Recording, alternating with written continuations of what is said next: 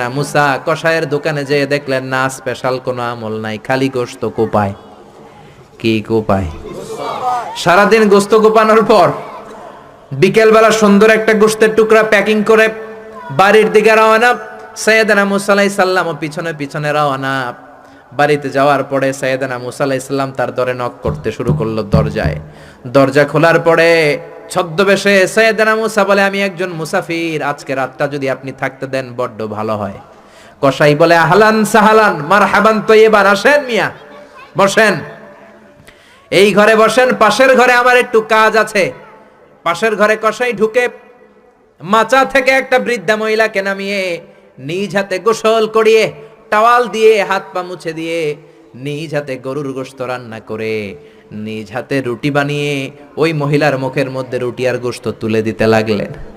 বৃদ্ধা মহিলা রুটি খেতে খেতে চোখের পানি ছাড়ে আর মুচকি মুচকি হাসে। খাওয়ার পরে মহিলা দুই হাত তুলে আল্লাহর কাছে দোয়া করে।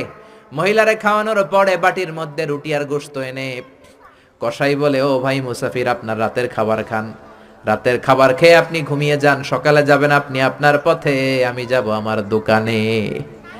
সাইয়েদনা মুসা বলেন, পরে খাবো, আগে বলো বৃদ্ধা মহিলাটাকে। কসাই বলে, এই মহিলাটা ছাড়া দুনিয়ায় আমার আর কেউ নাই, আমি ছাড়াও এই মহিলাটার আর কেউ নাই, এই মহিলাটার কেউ নাই, এই মহিলাটা হলো আমার জনম দুঃখিনী মা। মা ছাড়া আমার পৃথিবীতে আর কেউ নাই, আমি ছাড়াও আমার মায়ের আর কেউ নাই। প্রতিদিন গোশত কেটে ভালো একটা গোশতের টুকরা এনে আমার মারে আমি খাওয়াই, নিজ হাতে গোসল করাই, মার গা টাওয়াল দিয়ে মুছে দেই, রুটি বানিয়ে গোশত রান্না করে মায়ের মুখে খাবার তুলে দেয়, আমার মা দোয়া করে। সাইয়েদনা মুসা বললেন, পাশের রুম থেকে তোমার মা কি দোয়া করেছে? বিড়বিড় বিড়বিড় করে একটা শব্দ কানে আসলো, অস্পষ্ট আওয়াজ, কি বলেছে আমি বুঝি নাই, কি দোয়া করেছে তোমার মা বলো। কসাই বলে, গত 20 বছর যাবত আমার মা একটা পাগলা দোয়া করে, আমি জানি কোনোদিন এই দোয়া কবুল হবে না। সাইয়েদনা মুসা বললেন, আরে ভাই বলোই না, কি দোয়া? কসাই বলে, আমার মা আমার উপর খুশি হয়ে প্রতিদিন খাওয়ার পরে হাত তুলে আঁচল পেতে আল্লাহর ডেকে বলে, আল্লাহ আল্লাহুম্মা জাআল ইবনি জালিসা মুসা ইয়াউমাল কিয়ামা।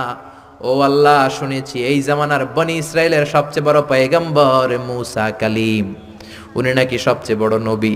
আমার ছেলের খেদমতে আমি এত খুশি, আমার ছেলের উপরে এত সন্তুষ্ট, আমি আমার ছেলের জন্য দোয়া করলাম।